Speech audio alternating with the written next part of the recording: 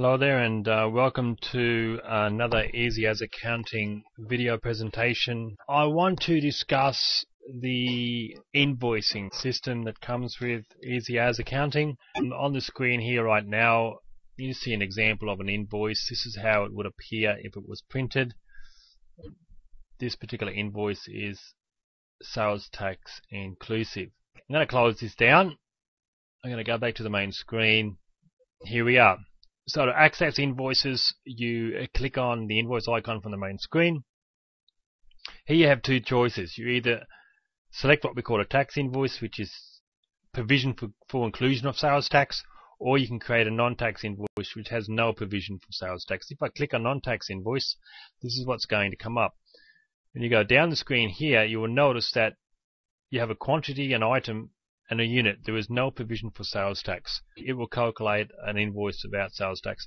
I don't need to explain that. I think that's self-explanatory. All I'm going to do is I'm going to click abort, and I'm going to go through a tax invoice. If you can do a tax invoice, you can do a non-tax invoice. Basically, let's assume that I am giving someone an invoice. This particular person, let's just call him Bill Smith, and because our gentleman here is a Max Lawn and Garden Care, I'm going to just put a reference, lawn care and fertilizing. That's probably not how you spell it, but that's how it is. Basically, that's what it is here. Now, if I keep hitting the enter key on my keyboard, next I'm going to be taken down to this section. Maybe I did quantity 1 lawn mowing. Maybe I've charged him 45 for that.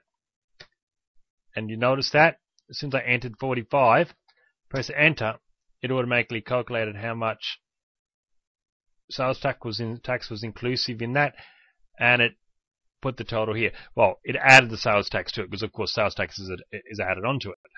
If that particular rate, if you look on the side here, it tells you that a particular rate of sales tax according to here was 10%.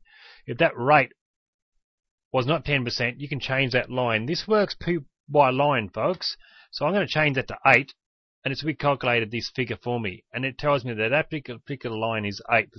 It got the 10% because that's the default rate of GST that is set into the system. So you can change that.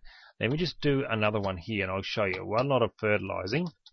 You will notice that's applicable of 10%. So if you're in a country and for some reason, I don't know why they do this, but for some reason a particular item is calculated at a different rate, these invoices are very flexible. You can calculate that accordingly. You do have what's up here called a full price calculator. What's interesting about that is, let's say you told this particular gentleman that you were going to put up his garden shed. Because he's a lawn mowing man, he might have put up a garden shed, and you said, look, I'll put that garden shed up for you. I'll concrete your slab as well, and I'm going to charge you $350 to do that for you. And then you go, damn, that's inclusive of sales tax. I've got to calculate the sales tax. So you might not know what the price, how much sales tax was included in that, because you just gave him a figure off the top of your head. Click this full price, enter in your $350. That's your rate of sales tax. Click finished. And it puts it here for you. It tells you that if you were to enter that in now, if I enter that figure in here, garden shed, and I enter $318.18, there we are. It added that to that, and it knows that that's $350. So it tells you what the price you should enter in there. So strictly speaking, it doesn't react like the expense calculator. It's a bit different. There was no way of including that in here because it's something that's not supposed to be done, because you're supposed to add sales tax in most countries after the fact. We know in real land of actual work environment, it doesn't happen that way. I mean, you give people a quote price and then you go, oh, yeah, and then they turn around and say, is that inclusive of sales tax? Oh, yeah, it is. If you give them that's an on-the-spot price, but a lot of times if you give them a quote, you might say, oh, a physical quote, sales tax is extra, whatever. But anyway, that facility's there if you want to know how to do that. It'll save you having to calculate how much sales tax, because you've got to know the unit price first before the system automatically adds that. So that is a way for you to briefly understand that. Okay, you do have a rounding up, rounding down feature down here. In this case here, it's equal to 400. The price of the invoice is this whole figure here. You know, what happens if the invoice wasn't that? Let's try to change something. Let's make that 11% and see if we can make that a yucky figure. Yeah, good on it. Make it 11.5%. Okay, this is nice. I've changed that. Let's say that was the total here, was $433.17. Well, you can't give someone an invoice like that. So we can tell it we want to round up or down. So I'm going to round up. So now the invoice is rounded up to $433.20. So you're going to give him that invoice. And you've rounded it up. Right, so that looks better. So I think that's pretty obvious. I don't need to explain that. Right, I don't need to explain any more there. That's the invoice done. If you have a look at the top here, I could click this icon here, which shows me how it's going to appear if I printed it. So I'm going to click Print Preview.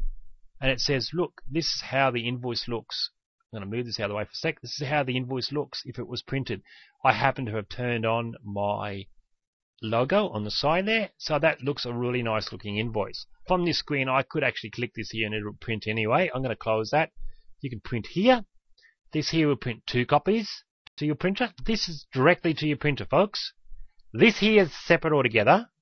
This particular item here will print what's called a rich text file into your My Documents folder, and it will allow you to attach that particular type of invoice to your emails.